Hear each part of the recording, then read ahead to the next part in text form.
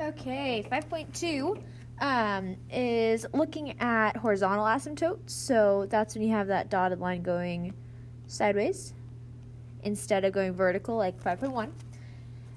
Or oblique asymptotes, which are diagonal asymptotes. So we also call them slant asymptotes. It can go hand in hand. So again, asymptotes are just when the function goes really close to it, but it doesn't actually ever cross it or touch it.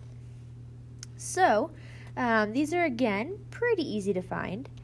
The first thing you want to do is make sure that the numerator and the denominator are in exponent order. So like if you have a 1 plus x squared minus 2x, you want to rearrange it so it goes x squared minus 2x plus 1. So you want to make sure you keep the correct signs when you do that. So like here we've got the plus is attached to the x squared.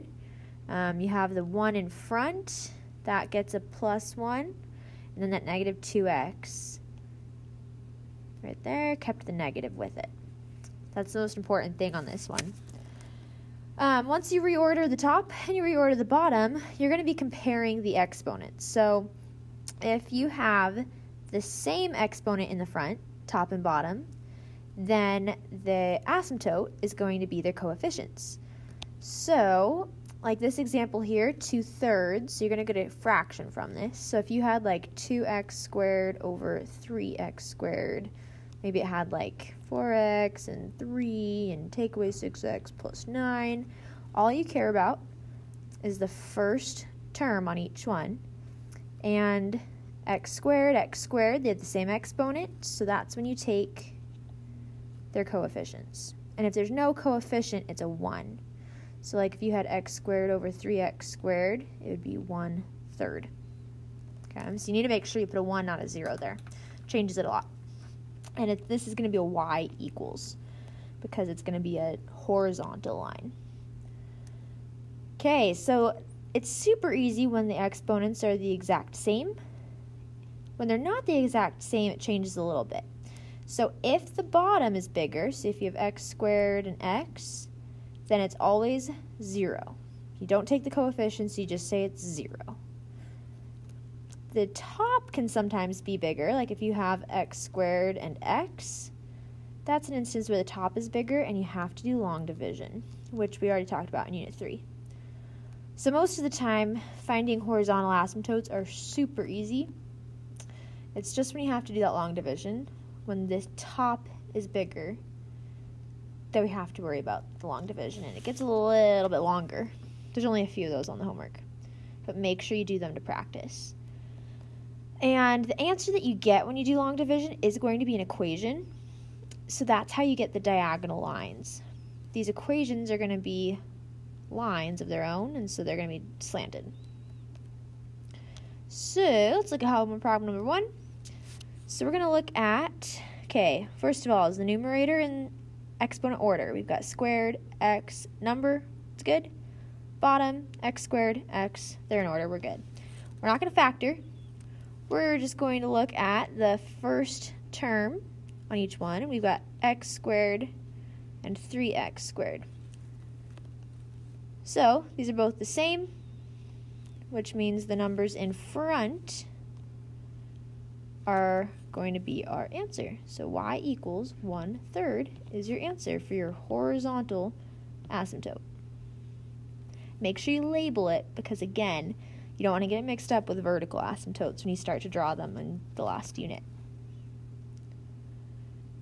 Okay, make sure you ask questions if you have them. We're going to look next at problem number 2. Oops. Okay, problem number 2. Oh, I lied. Problem number 10. For problem number 10, we're going to make sure the top is in order. X squared and 5, we're good there. X and 1, we're good there.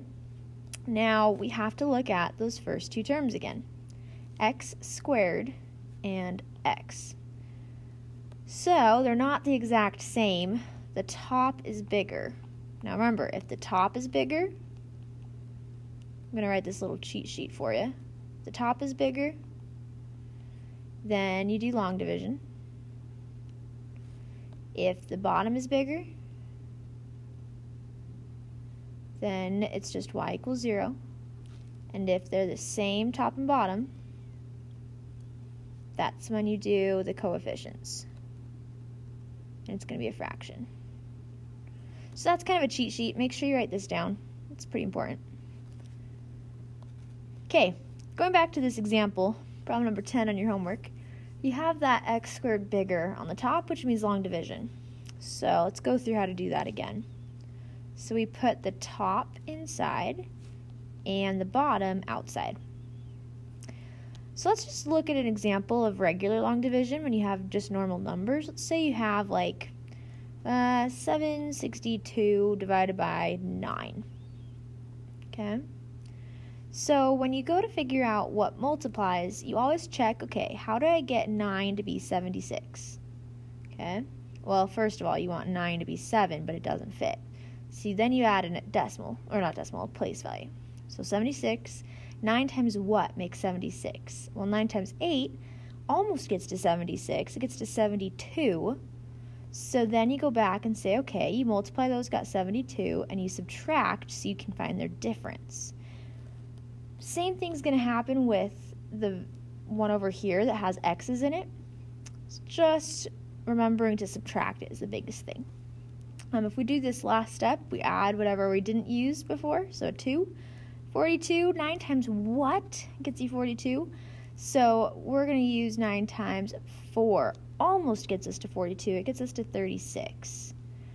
So we get a 6, and notice there's nothing left here to bring down.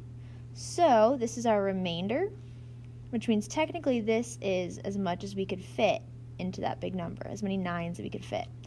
That's the only part we're going to use when we do the long division with the x's, is that 84. Same thing, no remainder. So first we're going to look at x squared. What times x gives you x squared? Well, x times x gives you x squared. So then we go back and distribute. X times x times 1. X times x is x squared, x times 1 is x. And then we are going to be subtracting. So x squared minus x squared is 0. And then there's no x next to it to subtract. So 0 minus x gives us minus x still. And then we're going to bring down that 5. Make sure you put that sign in between. Now we're going to look, okay, we're going to use a different color so you can see it. We've got negative x. How do we get from x to negative x? Well, we're going to times it by negative 1 and go back and distribute. Negative 1 times x is negative x. Negative 1 times 1 is negative 1. So negative x minus negative x makes that a 0. 5 minus negative 1 makes it adding 1. So we have a remainder of 6 because there's nothing else to bring down. So our answer here is going to be y equals x minus 1, and don't include the remainder. And that's going to be our oblique asymptote. So I marked it with an OB. Okay, make sure you ask questions about long division. That's the most tricky part. And that's it. Make sure you do all the homework tonight.